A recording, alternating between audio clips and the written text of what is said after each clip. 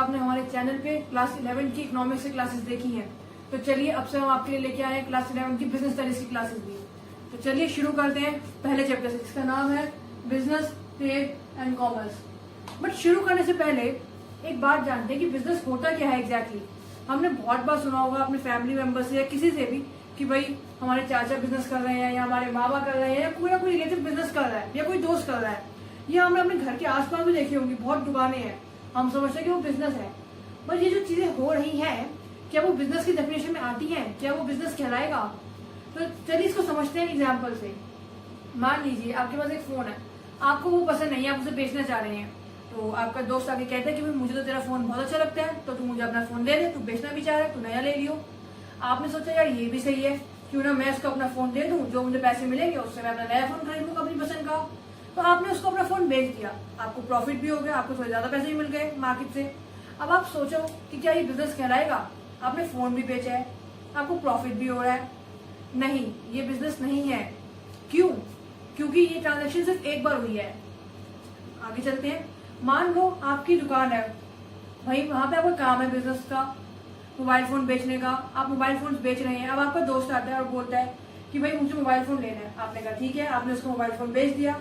अब आप ये काम रोज कर रहे हैं, आप रोज मोबाइल फोन बेच रहे हैं, कस्टमर को रोज खरीद रहे हैं उनसे पुराने फोन। तो क्या अब ये जो काम आप कर रहे हैं वो बिजनेस कहलाएगा? हाँ, अब ये बिजनेस है। ऐसा क्यों? क्योंकि ये काम आप रोज कर रहे हैं, ये आपके डेली बेसिस पे काम हो रहा है, इसमें आपको प्रॉफिट भी हो रहा है, आप खरीद भी रहे हैं, आप बेच भी रहे हैं। बट वहाँ जो हमने एक बार बेचा वो बिजनेस नहीं है। चलो एक और एग्जांपल देती हूँ मैं आपको। मान लो आपके पास एक बाइक थी, आपने अपने दोस्त को बेच दी, प्रॉफिट भी हो गया आपको, बट सिर्फ एक ही बार। उसके बाद आपने दोबारा बाइक ना बेची ना खरीदी, कुछ नहीं किया। तो क्या ये बिजनेस कहलाएगा? नहीं, अब ये बिजनेस नहीं है। क्यों? क्यों? बस एक बार काम हुआ और आप भूल गए। तो अब तक आप लोग समझ चुके होंगे कि बिजनेस क्या कहलाता है, उसकी डेफिनेशन क्या है, क्या पॉइंट्स हमें देखने चाहिए उसको बिजनेस कहलाने के लिए। वो रेगुलर एक्टिविटी होनी चाहिए, डेली हो रहा है वो काम हमारा।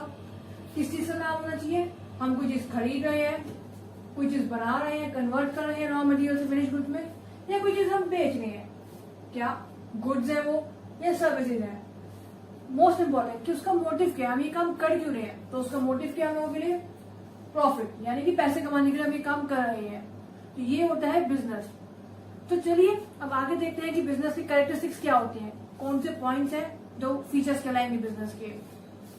इकोनॉमिक एक्टिविटी, हमने देखा बिजनेस कोई भी एक्टिविटी है वो इकोनॉमिक एक्टिविटी तब कहलाएगी जब उसमें हमें पैसा मिल रहा है, उससे हम कुछ प्रॉफिट कमा पा रहे हैं, तो वो बिजनेस कहलाएगा, क्योंकि वो इकोनॉमिक एक्टिविटी है। अगला पॉइंट देखते हैं, प्रोक्योरमेंट, प्रोडक्शन। ये क्या कहता है? हमने कोई चीज खरीद ली, बेचने के लिए खरीदी है तो वो प्रोक्योरमेंट है। अगर नहीं तो वो सेल्फ यूज के लिए है, तो वो बिजनेस नहीं कहलाएगी। या हमने कोई चीज परचेज करी है, हमने खरीद लिया, हम उसे आगे बेच देंगे, तो भी वो बिजनेस कहलाएगा। नेक्स्ट पॉइंट है सेल या एक्सचेंज। अब हमने खरीद तो लिया, बट हम उसे खुद यूज कर रहे हैं, तो वो भी बिजनेस नहीं है। उसे आगे बेच रहे हैं उस गुड को, तो वो बिजनेस कहलाएगा। मान लो मेरा एसी का शोरूम था, मैंने उस एसी को आगे ना बेच के अपने घर पे लगा लिया, तो वो जो घर पे लगाया वो बिजनेस कैटेगरी में आएगा? नहीं। बट अगर मैं वही एसी आगे बेच देती तो वो बिजनेस कहला देता कि भाई मैंने खरीदा है, आगे बेच दिया या एक्सचेंज कर लिया किसी चीज से। रेगुलर बेसिस, अब जो भी ट्रांजेक्शन हम करेंगे बिजनेस की वो रेगुलर होनी चाहिए। ये नहीं कि हमने एक बार करी और फिर भूल गया उसको करना दोबारा, 2 महीने 3 महीने कभी करा ही नहीं। वो काम हम खरीद परचेज जो भी कर रहे हैं वो हमें डेली बेसिस पे करना है, रुकना नहीं है उस काम के लिए हमें। अगला फीचर देखते हैं क्या कहता है बिजनेस के लिए, प्रॉफिट अर्न। मैंने जैसे ग्रुप पर बताया कि इकोनॉमिक एक्टिविटी है, कोई भी एक्टिविटी तभी कहलाएगी जब उसमें प्रॉफिट हो रहा है, पैसा मिल रहा है, हमें कोई फायदा दिख रहा है कि हम इस चीज को बेच रहे हैं, तो हाँ हमें फायदा होगा, आगे कंटिन्यू करना चाहिए उस चीज को। अब लास्ट कैरेक्टरिस्टिक जो है अनसर्टेनिटी ऑफ रिटर्न। एक पॉइंट जो हमें हमेशा याद रखना चाहिए, जो बिजनेस है वो हमेशा अनसर्टेन है। हमें नहीं पता कि उसमें कभी फायदा होगा या नहीं होगा, कस्टमर आएंगे या नहीं आएंगे, चलेगा, बट हमें हमेशा उस काम को रोकना नहीं है और चला के रखना है। तो अब तक हमने पढ़ा है कि बिजनेस क्या होता है, उसके कैरेक्टरिस्टिक्स क्या होती हैं। तो चलो अब आगे चलते हैं और देखते हैं कि ह्यूमन एक्टिविटीज क्या है। कोई भी इंसान 2 तरह की एक्टिविटीज करता है बिजनेस में, एक होती है इकोनॉमिक, एक होती है नॉन इकोनॉमिक। अब इकोनॉमिक हमने पहले डिस्कस करी, क्या कोई भी एक्टिविटी जो हम पैसे कमाने के मोटिव से कर रहे हैं, प्रॉफिट के मोटिव से कर रहे हैं, वो इकोनॉमिक एक्टिविटी है। तो फिर नॉन इकोनॉमिक क्या होती है? नॉन इकोनॉमिक वो एक्टिविटी है जो हम आउट ऑफ लव कर रहे हैं, आउट ऑफ अफेक्शन कर रहे हैं, या अपनी सेटिस्फैक्शन के लिए कोई भी एक्टिविटी कर रहे हैं, तो वो नॉन इकोनॉमिक एक्टिविटी कहलाएगी। जैसे कि मान लेते हैं मेरी एक पेस्ट्री शॉप है, मेरे पास केक्स, पेस्ट्रीज, फ्रूटी सब कुछ है। अब मैं रोज इनको बेच रही हूँ, कस्टमर्स आ रहे हैं, खरीद रहे हैं, मुझे पैसे मिल रहे हैं, तो ये हो गई इकोनॉमिक एक्टिविटी। बट एक गरीब बच्चा आता है, उसे बहुत भूख लग रही है, आपको तरस आ जाता है उसके ऊपर, आपने तरस में उसे एक पेस्ट्री दे दी खाने के लिए ताकि क्योंकि वो भूखा है, तो जब आपने उसे तरस में दिया, आउट ऑफ अफेक्शन दिया, तो वो हमारी नॉन इकोनॉमिक हो जाएगी। क्यों? क्योंकि आपने पैसा नहीं लिया उस एक्टिविटी में, आपने अपनी खुद की सेटिस्फैक्शन के लिए किया है कि हाँ कि मैंने किसी गरीब आदमी को खाने के लिए कुछ दिया, तो वो नॉन इकोनॉमिक एक्टिविटी है। तो अब चलते हैं, अब आगे इकोनॉमिक एक्टिविटीज हमारी 3 हिस्सों में डिवाइड है। क्या क्या? बिजनेस, प्रोफेशन और एम्प्लॉयमेंट। बिजनेस हमने अभी देखा, बिजनेस क्या है? कोई भी एक्टिविटी जो हम डेली कर रहे हैं, परचेज कर रहे हैं, सेल कर रहे हैं, खरीद रहे हैं, गुड्स एंड सर्विस, जिससे हमें पैसा मिल रहा है, वो हमारा बिजनेस कहलाता है। तो फिर प्रोफेशन क्या है? प्रोफेशन एक वो तरह की एक्टिविटी है जिसमें हम गुड्स खरीद नहीं रहे ना बेच रहे हैं, हम इसमें सर्विसेज प्रोवाइड कर रहे हैं, स्पेशलाइज सर्विसेज। जैसे कि लॉयर की अपनी स्पेशलाइज सर्विस है, डॉक्टर की अपनी सर्विस है, सीए की अपनी है, जिसमें हम स्पेशलाइजेशन प्रोवाइड कर रहे हैं, वो एक तरह का प्रोफेशन है। तो फिर एम्प्लॉयमेंट क्या होता है? एम्प्लॉयमेंट वो है जिसमें हम किसी के अंडर काम कर रहे हैं, जहां पे हमें काम करने के लिए सैलरी मिलेगी, वेजेस मिलेंगे। क्यों? क्योंकि हम किसी और के लिए काम कर रहे हैं, खुद के लिए काम ना करके, वो एम्प्लॉयमेंट है। तो अब मैं ये सोचती हूँ कि आपको इन तीनों का बेसिक मीनिंग तो पता चल गया होगा। तो चलो आगे देखते हैं कि इनमें डिफरेंस क्या है, क्या क्या पॉइंट्स है डिफरेंसेस के। तो आज सबसे पहला पॉइंट आता है मोड ऑफ एस्टेब्लिशमेंट। ये क्या कहते हैं कि कोई भी चीज कैसे इस्टेब्लिश होती है, कैसे बनती है। तो क्या बिजनेस इस्टेब्लिश करने के लिए कोई रिक्वायरमेंट है हमें? बिल्कुल भी नहीं। क्या चाहिए? एक आइडिया आया हमारे दिमाग में, हमने सोचा, हमने उसको बिजनेस में बना लिया, कन्वर्ट कर लिया। करने की क्या जरूरत है? बस लीगल फॉर्मेलिटीज है वो पूरी करी, बिजनेस खोल ले। कोई भी खोल सकता है बिजनेस, कोई जरूरत नहीं है इतनी। तो क्या प्रोफेशन भी इतना आसान है? बिल्कुल नहीं। प्रोफेशन क्या है? एक सर्टिफाइड वो है, तो उसके सर्टिफिकेट चाहिए आपको किसी सर्टिफाइड बॉडी से। कोई भी बंदा अपने आपको प्रोफेसर नहीं कह सकता, कहीं का भी स्पेशलाइजेशन नहीं कह सकता। मान लो सीए है, तो कोई भी इंसान आके ये नहीं कह सकता कि भाई मैं तो सीए हूँ। उसके पास प्रॉपर सर्टिफिकेट होना चाहिए सर्टिफाइड इंस्टीट्यूट से, तभी वो प्रोफेशन कहलाएगा।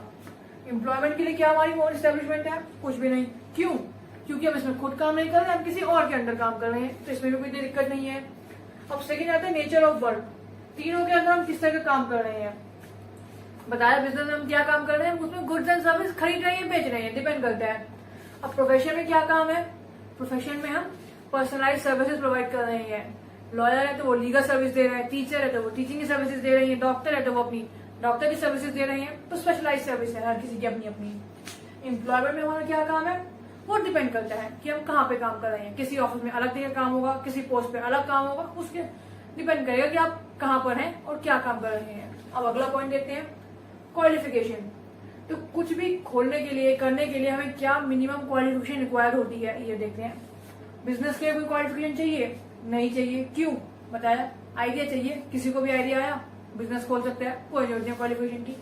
प्रोफेशन के लिए क्वालिफिकेशन क्या है? प्रोफेशन के लिए क्वालिफिकेशन बहुत इंपॉर्टेंट है।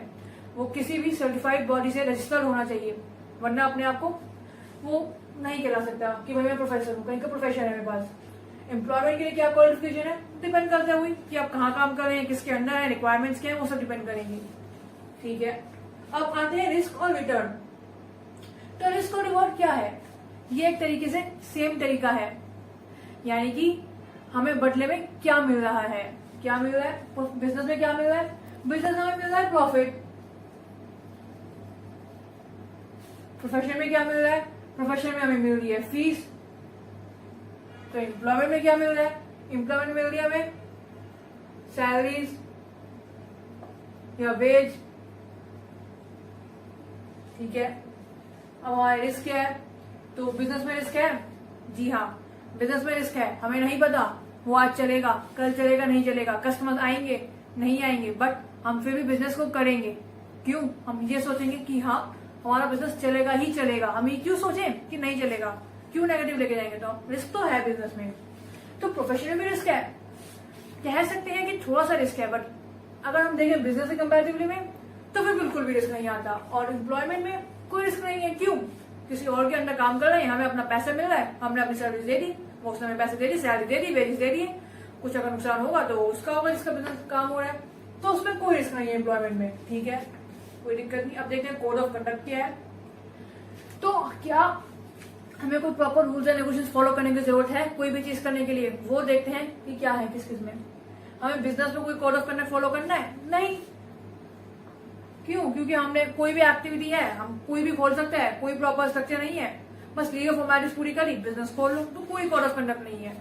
बट प्रोफेशन में बहुत इंपॉर्टेंट है कोड ऑफ कंडक्ट, क्योंकि अगर आपने वो फॉलो नहीं करा तो फिर आप पे केस हो सकते हैं, लीगल केसेस, आपको लीगल फॉर्मेलिटीज में जाना पड़ सकता है। तो proper code of conduct follow होता है प्रोफेशन में। एम्प्लॉयमेंट में भी कोड ऑफ कंडक्ट होगा, आपको तो लगता है? वो फिर डिपेंड करता है कि आप कहाँ पे काम कर रहे हैं, कौन सा सेक्टर है आपका, कैसा काम है, किस पोस्ट पर है। तो वो हर company to company, office to office differ करेगा कोड ऑफ कंडक्ट। बट हाँ, एम्प्लॉयमेंट में भी होता है फॉलो करने के लिए। अब लास्ट में देखते हैं कि एग्जाम्पल्स क्या है इन सबके। बिजनेस के एग्जाम्पल्स आप समझ चुके होंगे क्या क्या होते हैं। कोई भी शॉप हो गई, वो हमारा बिजनेस हो गया। प्रोफेशन बताया मैंने आपको, बताया कोई भी प्रोफेशनल एक्टिविटी जैसे सीए हो गया, टीचिंग हो गई, लॉयर हो गया, तो ये सब प्रोफेशन है। तो फिर एम्प्लॉयमेंट में क्या जाएगा? एम्प्लॉयमेंट में जाएगा हमारा ऑफिस में काम कर रहे हैं